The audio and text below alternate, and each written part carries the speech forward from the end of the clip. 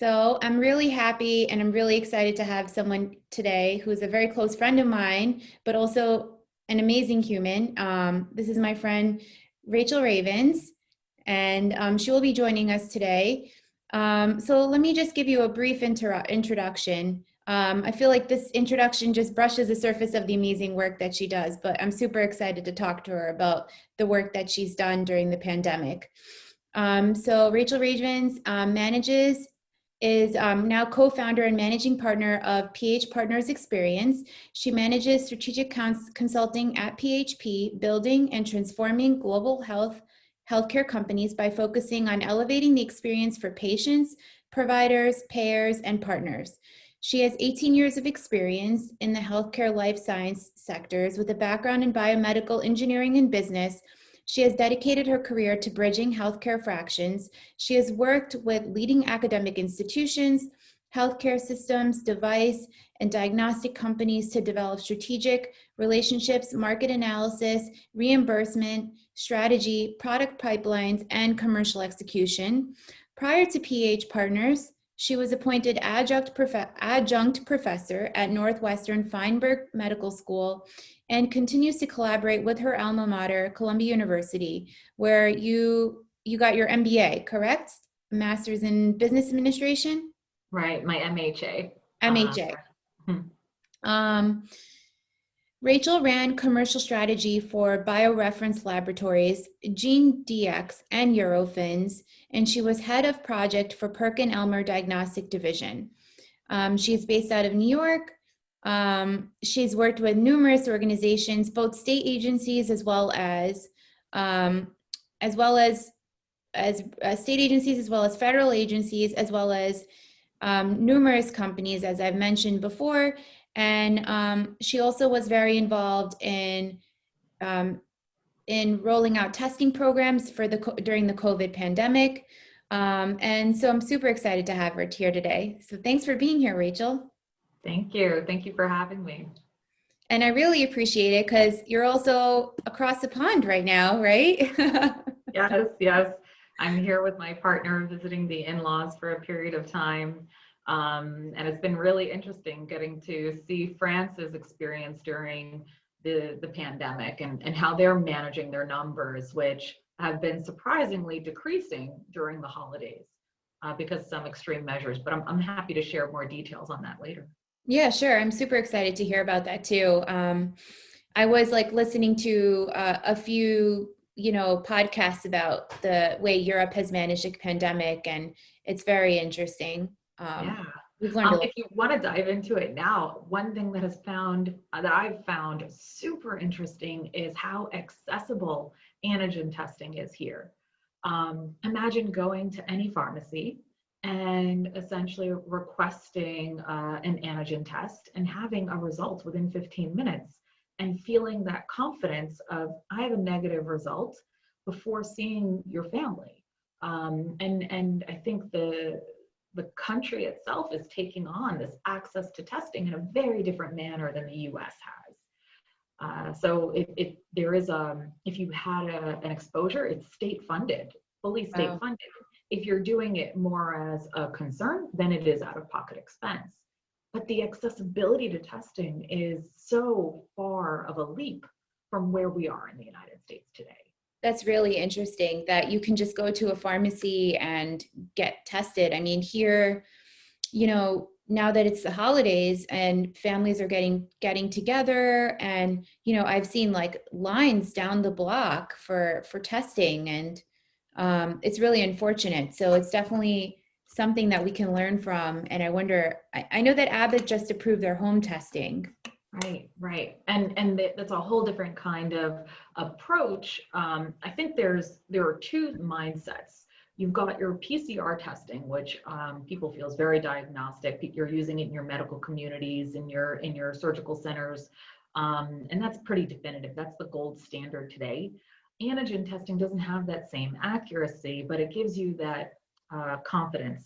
Right, it gives you that quick touch base of, I don't have active a viral load today. At that moment, right. At that moment, if you're asymptomatic, right. Or excuse me, wait, we should take that back. I shouldn't say the asymptomatic part.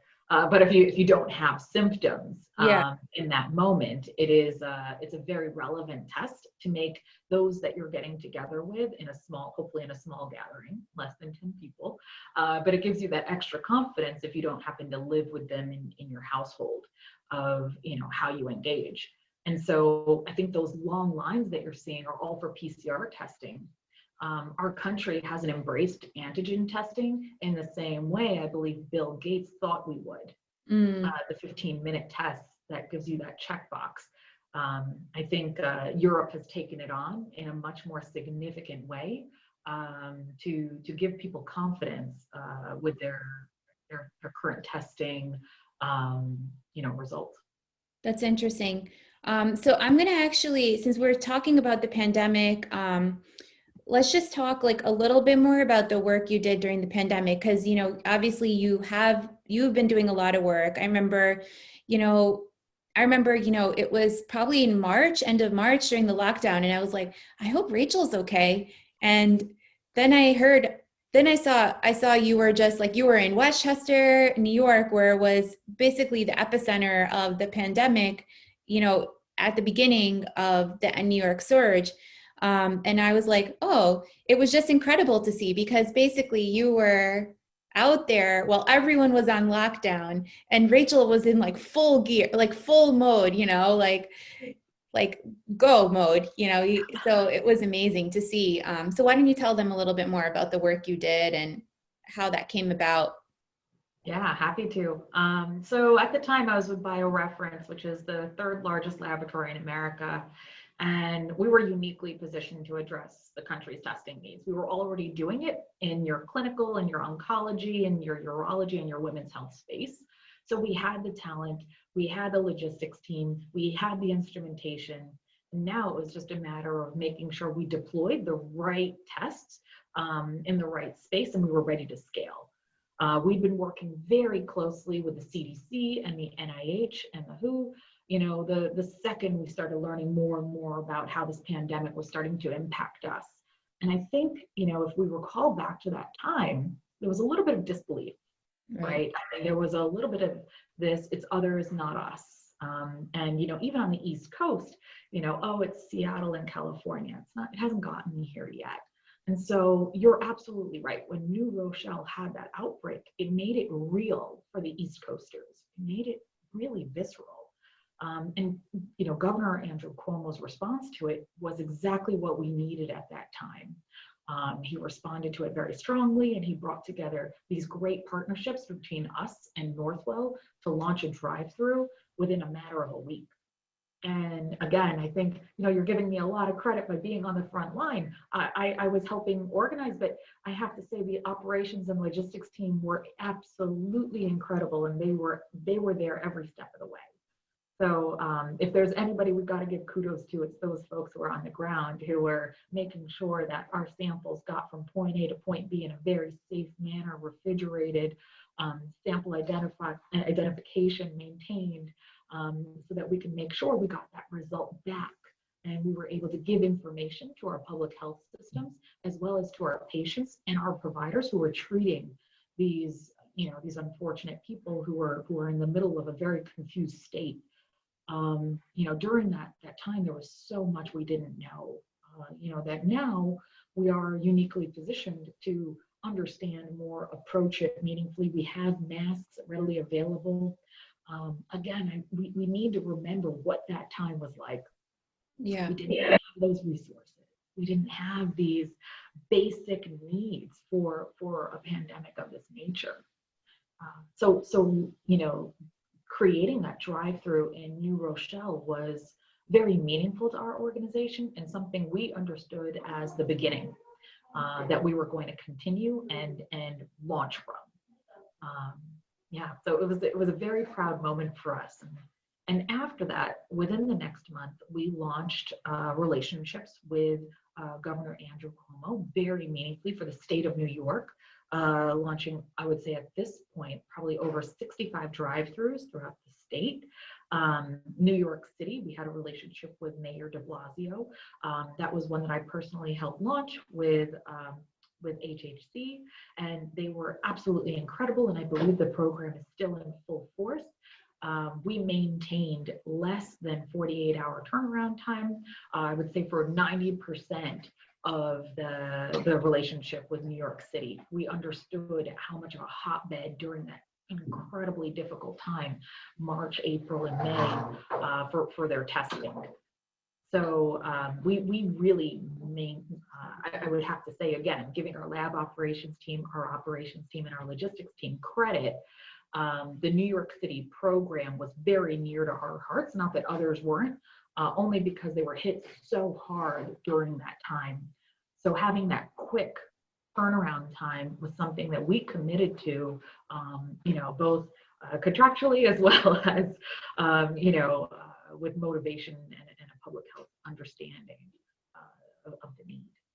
Yeah, it's interesting you bring up all, the logistics, because as physicians, we don't really know much about the logistics that goes around, that relates to the testing.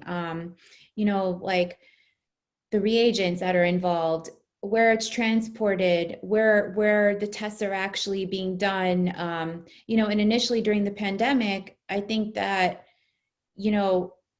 there was a lot of challenges with testing in the hospitals. And I think that it was amazing to see how quickly, we were able to adapt, and how quickly, we went from 2-week testings in hospitals. It was taking 2 weeks to get results, or several days to get results, to, oh, we have rapid testing now, and you're going to get your result in an hour, Right. And how different you were able to manage your patient population with, Yes. Ready results and your ability to take action faster. Exactly. Right? Yeah. Exactly. I think that timeliness is something worth speaking to. Some of our competitors in the lab space that many of the hospital systems had relationships with, again, our competitors were exactly that, 10 to 14 day turnaround times. And it created this vacuum of information, and systems started to look for other partners, and we were uniquely positioned to help. And so the one thing we all take for granted, and I think your followers may appreciate here, is an electronic medical record, right? So when you order a test in your EMR, you just plug it in, right? But if you're not integrated and you have a lab that you want to order a test from, it becomes a very different process. And so making sure that you have identification for your patient sample now is significantly more bureaucratic and arduous, and it adds layers of complexity. So I think, one thing our organization did was we built out our IT team so that we could create more pipelines into EMR systems so that we could ease that burden, again, for the providers, and keep that, keep the testing going, right? And not impacting our quality of information. Yeah, that's incredible. So my next question, I just wanted to go back to one question that I had for you. So a lot of the people who may be watching this are physicians. So similar to you, we do 13 years of training, 14 years. I think you've done, how many years of schooling have you done? Probably with their PhD, undergrad, and your MHA. It's been what? 13? Well, my PhD came from work. I don't have a PhD. Oh, okay. I have my MBA, but I was I would say I learned it on the job. Right. Okay. I'm sorry. I'll edit that. But no worries. But I would say, not enough school. I love it. I would go back in a heartbeat. So I think I have this voracious appetite for learning more, and I think there's always more to learn. I agree. So you'll probably see me back in the student chair soon. That's awesome. I mean, so my question for you was, did you always have an interest in industry, or did you have an interest in pursuing a career in research? Was there ever a dilemma, and why did you choose a career the career that you chose? Why did you choose that path? Right. So, I graduated with a biomedical engineering degree, which was strong research throughout my 4 years at Stony Brook. And I decided to go into a research role in the private sector, developing testing. Mhm. And in my opinion, getting that experience in the commercial space, in the private space, was really important. I always knew I had a public health backbone, and I always knew I would come back to academia in some way after I understood the private sector. I do believe in private-public partnerships. So much of my career has been dedicated to that with the California State neonatal program that I launched, and building a lab in India, again, to help manage the population of neonatal and prenatal testing there, there was a big vacuum, again, on PerkinElmer's behalf. And there's a strong relationship and opportunity there where government and the private sector can work well together, and it all stems from a good academic underbelly. So there's no, if you look at your development pipeline in the private sector, so much of your talent comes straight out of the academic space. So we play nice with them regularly. That's how we understand our sample sets. That's who we get to validate our tests in the real world. So while I began my career in the private sector, I always knew that I'd keep a strong relationship with the academic space. And luckily, I had the opportunity to become an adjunct professor at Northwestern, studying the patient comprehension gap between a patient and a provider. There's a lot to be said for how we can go back and contribute and teach those who are coming to do the next generation's work. Yeah, for sure. That's definitely something. I think like there is definitely a gap in communication, and I think we're trying to bridge that gap between the patient and the provider, or the physician specifically. Right. And so that leads me to another question. Because of the work that you're doing, and the interesting perspective you have from someone who works in the private sector, as well as in the academic sector, what do you see? How do you see the practice of medicine changing in 15 years or 20 years from now? I think that a lot of people say the way we practice now will be very different from the way we practice in the future, but change can be gradual, right? We're creatures of habit in medicine, but as an outside perspective, what do you see changing in medicine? Yeah. Give me 1 second. I get a. No problem. Listen, Oh gosh, I was it's the dying season, to man. It's the season. They have the cutest cats here, but my allergies. Oh, Sorry. it's okay. Sorry, I'm back. Okay. So I love this question. It's my favorite. I think the healthcare space, well, there are some areas, that are harder than others to change. I think, this pandemic has had a very meaningful push forward in the telemedicine space that we were going to get to. This just got us there faster. I think there's a lot of need for at home. There's so much research done about how patients perform better when they're feeling safe and they're feeling in a familiar space, and how that in and of itself has a healing mechanism for whatever their ailments may be. And so I don't want to underestimate how important I believe at home care is in the eco space. And so I believe in the future, so much of our care delivery is going to start bridging that gap and allowing patients to stay at home while they're recovering or getting their care treatment.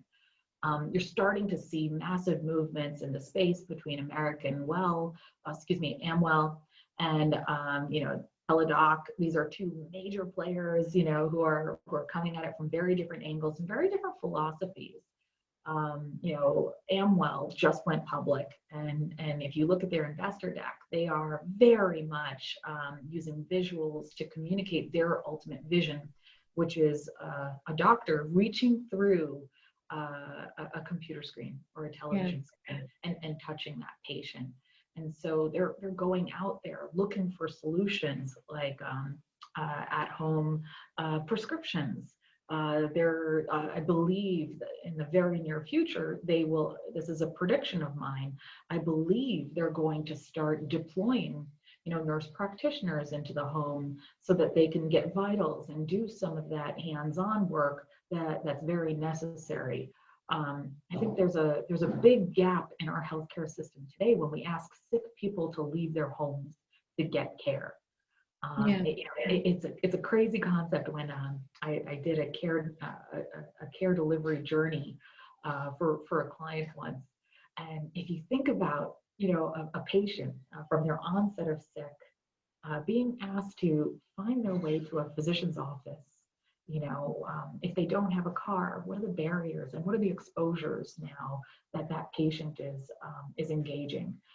If they do have a car, now let's say they go into the parking lot, that requires a valet, or you're handing off dollars right in the parking garage. Now you're engaging with that parking lot attendant and you're sick, right? And now we can go through and be very methodical about all the different touch points that a patient has who's sick, in order to get care. There's something broken there. So I think that, our approach to at-home care is going to really, really turn itself up a notch now that this pandemic has come to fruition. But I think that would have happened anyway, just a little bit slower. Yeah, for sure. I think that the pandemic has accelerated, telemedicine, home care. I think, for example, I remember, with you were telling me about, or I read a little bit about the work you were doing on in-home testing, like lab Yeah. testing. And I had no idea that, that there was such amazing home testing available now these days. Like you could get a set of labs drawn with the saliva sample and Yes. send it from your home and, get the results in a few weeks, but it doesn't require you to go to a doctor's office. So I think that over time, we're going to see more of that available, especially as technology develops and, saliva samples become more accurate and, for various tests. So I think that'll be very interesting to see. Yeah, exactly. And I think the idea of wearables and, engaging with digital health is also very exciting. The fact that, I have my Garmin on, but it's the equivalent of the Apple Watch. Yeah. And, people are engaging with their health in new ways. I think this is all very exciting and a new way for medicine to engage patients and also give doctors more information than they ever had before on a longitudinal manner. Yeah, for sure. And I think insurance companies are also like incentivizing patients. Like I had one of the nurses I worked with, she was like, kept looking at her Apple Watch at work one day. And I was like, what are you doing? Like, what's going on? She's like, oh no, doctor, I have to meet a certain goal for today. And, we work in one of the busier OR rooms. So we're running around and, we have quick turnovers. So she's like, I know I'm going to get my steps today, doctor. I know. And she was just like, so, insurance companies are incentivizing patients. She knew that if she met a certain goal, she either may get a discount or she off her insurance premium for the next month. So I think it's very interesting, how wearable technology will impact our health and the future of healthcare. Yeah, I think you just spoke about a lot of the carrots of ways to change behavior, healthcare behavior, and how patients respond and how we're incentivized. It would be remiss for us to say that there's only upside. I think there is, we really should consider what it means to release our data and the fact that our country still has very big gaps in patient ownership of their healthcare data. I think we have a long way to go, and our legislation needs to be updated in a meaningful way so that patients are more empowered to own their data holistically. I agree. I believe that wholeheartedly. I completely agree.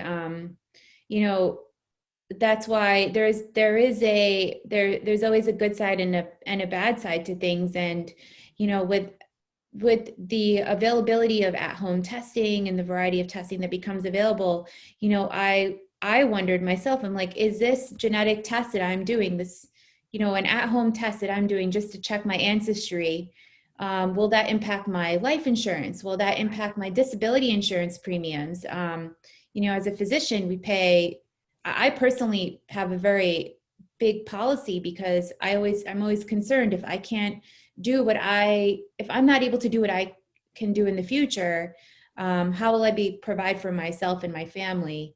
So I think that there's a lot of unanswered questions about that in this country.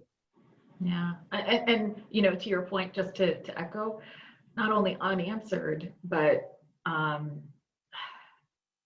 avoiding the answer, I would Yeah, say. Our country is doing a great job of dodging the question and not protecting patients and their information. yeah, Genetic, you know how close genetic testing is to my heart, and I spent a good amount of my career understanding the value of sharing information on a de-identified public manner. It's the reason why we have so many actionable genes that we understand today. It's because there were databases, massive databases of de-identified data that were contributed in a public setting, so mhm, called ClinVar. yeah, That is the reason we're able to use it actively today. Now, if we didn't have that, genetic testing would not be nearly as effective as it is. So I think there's something to be said for the value of sharing data in a meaningful way. The biggest concern is when it's done without our permission and it isn't properly de-identified and we're unaware. yeah. And it's used for private profit. Private profit. Yeah, that's true. I mean, there's numerous ways where our healthcare data can be used in, advertising, patient profiling. I mean, the list is endless. I think that would be like one whole talk on its own. Let me But know. I know. We'll have to do this again in the future. So my last question is just, what it's related to the probably the conversation we've been having. So what's the most important piece of advice for someone who is in academics, who wants to pursue a career in pharma or biomedical or life sciences? Yeah. I would say get there. And I know that sounds very simple, but I think there's a huge value to seeing behind the curtain as soon as you possibly can. If you have an opportunity to intern, if you have an opportunity to do a research project and work side by side with somebody who's on the private side, do it. Start to see, understand whether or not that's an environment that you feel like is your end goal ultimately. One of the reasons, again, I went private sooner was to understand it, right? You can always go to school. There's always room for you in an academic center. And not to diminish the fact that there is an incredible hierarchy and a time commitment to what you do in the academic setting. What I would say is the private space for healthcare has, and depending on the organization that you work for, they have very different missions, values, and visions, and you need to understand where you want to be. You have the Livongos of the world, where they're really addressing chronic, disease in a hands-on manner using telemedicine, and the culture there is rich and it's Yeah. meaningful, and they are united in that vision. And there are some other organizations that don't have that rich of a culture. So I think get there if you can, and look behind the curtain and start to understand, what is your passion, and if you're working towards the right goal, or if maybe there's a different organization or a different line of medicine that speaks more closely to your mission and your vision and your values. Yeah, that's great. Great advice. And I also think there's a value to networking. There's a value to putting yourself out there. And, you know, LinkedIn is a great resource. You know, speaking to people, asking questions, just sending a message. I mean, sometimes they may not respond, sometimes they may not have time, but you never know what the response may be. So that's also, I think, something that I found of value. Absolutely. Networking is, you know, if you ask me what the value is of an MHA or an MBA, it's Yeah. networking. I mean, Yeah. the conversations that I had during my class, during my classes and the after classes over drinks were incredible, and the relationships from that period of my life, they last. Yeah. You know, in fact, one of my classmates will be in my wedding. And so there's something to be said for the networking relationships you make, you know, during very, very meaningful parts of your life. And, you know, your work relationships are rich. So networking, absolutely, absolutely. Yeah, it's a different type of networking these days. You know, we don't have events we can attend. I can't grab a drink with you anymore. Well, in the future, hopefully. Crossing my fingers for that. But yeah, I do think there's still opportunities. I mean, I've attended quite a few virtual summits, Yes. conferences. So, you know, you never know what a quick Zoom call could offer you, or what you could learn from that person that you may want to meet with. I agree completely. And I would say because we are all behind our computers, I wouldn't say all, excuse me, so much of our time is spent behind computers. There's also an accessibility that we never had before. You know, I used to travel quite a bit in my previous life, and I would say now I'm pretty accessible, Yeah. more so than I've ever been.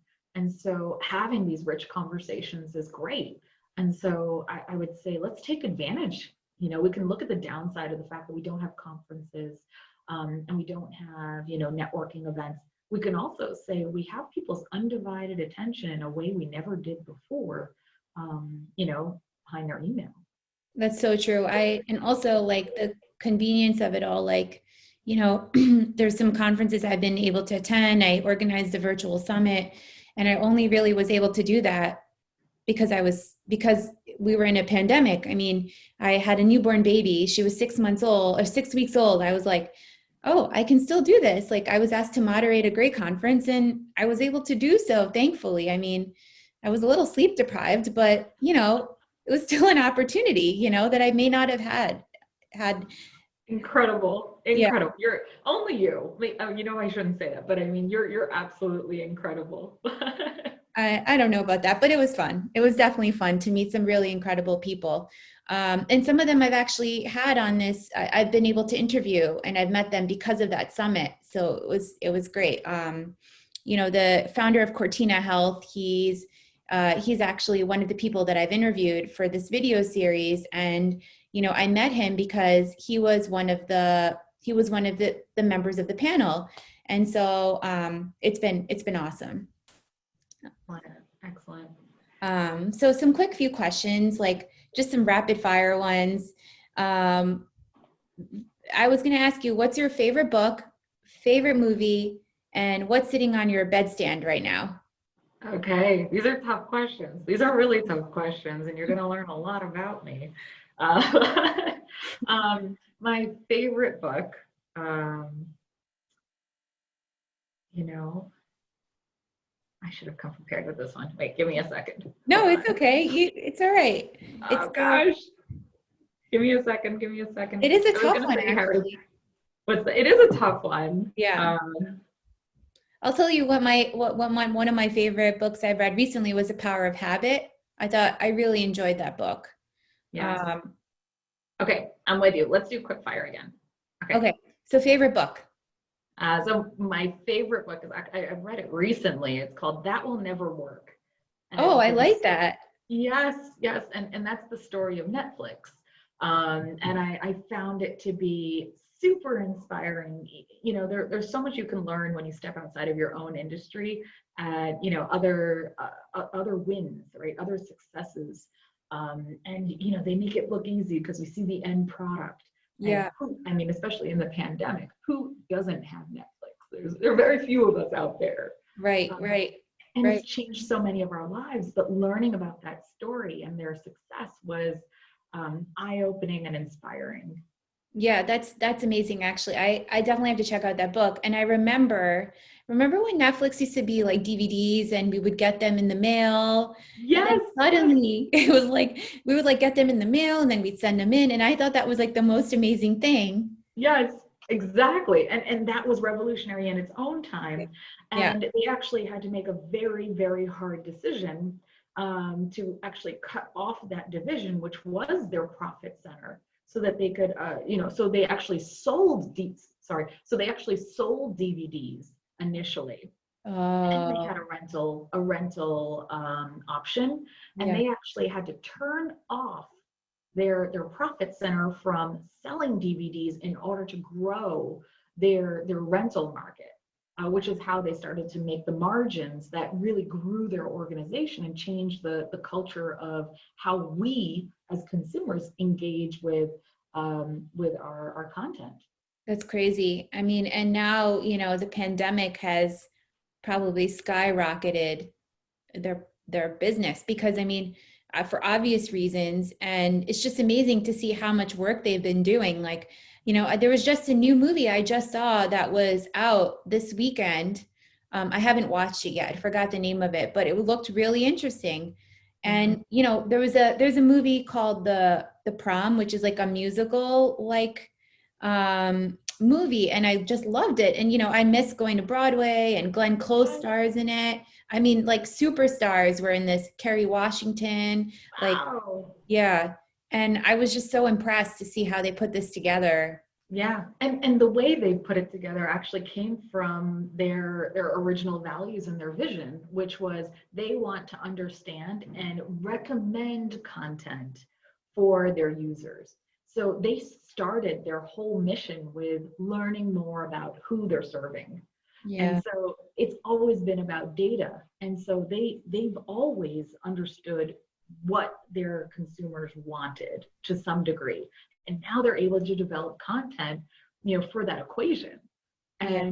And they're winning. They're winning the market. And they won you over with the Prom musical. Yeah. Yeah. Oh, yeah, so many shows. Um, my other question is related to that is what's your favorite movie? Yes, so that's a tough one. I'm going to be very honest here. All the Harry Potters put together. I could watch Oh, it, from beginning to end over and over. But an alternate to that is a Midsummer Night. Oh, sorry. I don't know. A Midnight in Paris. Um, oh, yeah, that's a good one too. That's yeah, good. I'm not usually a Woody fan, but this one really, really stole my heart, and it probably has something to do with the fact that I'm with a Frenchman. Yes, that is true. That is true. An amazing one. Um, if you watch, like, I watched recently Emily in Paris, which is it's like more of a chick flick or chick show, but it reminded me of Paris too. Mm. Um, just such a beautiful city, and it's just awesome. Every time we get to hang out, we get to just like, your partner reminds me of Paris, and just his habits, his culture. He's so polite. He's just, I'll give him a big head. yeah. Tell him we miss him. So last question is what's sitting on your bedstand right now? My vitamins and my Kindle. So those are my two. Nice, nice. I think mine have just a bunch of stuff I'm supposed to do for Christmas and Tiger Balm. That's excellent. That's excellent. So, it changes. But I'd like to just end this here. I wanted to just ask you if you'd like to tell the audience where they can find you, your email, your Twitter, what social media do you use? Yeah, LinkedIn is a wonderful way for me to engage with people. So please feel free to reach out, Rachel Ravens. Um, so far, I believe I'm one of a kind up there. And if you'd like to email me directly, Rachel at phblueprint.com. It's a great way to get me. And I'm very happy to grow this organization. And if you or your organization is looking for funding or strategic consulting so that you can help get the right investors to ultimately invest in your organization to grow or partner, then we're more than happy to help. Awesome. Thank you. And so Rachel Ravens is a LinkedIn, and I'll be putting a little bit more information up on the site, so that's available to anyone who would like to speak with you. And I'd like to thank you again, Rachel, for joining me today. I have a favor. Do you mind if we redo the how to contact? Because I want to say, I said it wrong. I want to say invest, partner, and acquire. The acquisition part is important as a plug for pH Blueprint. Sure. You can I'll start with, I'll just ask the question again, and then you can answer. I'll respond. Yeah. Awesome.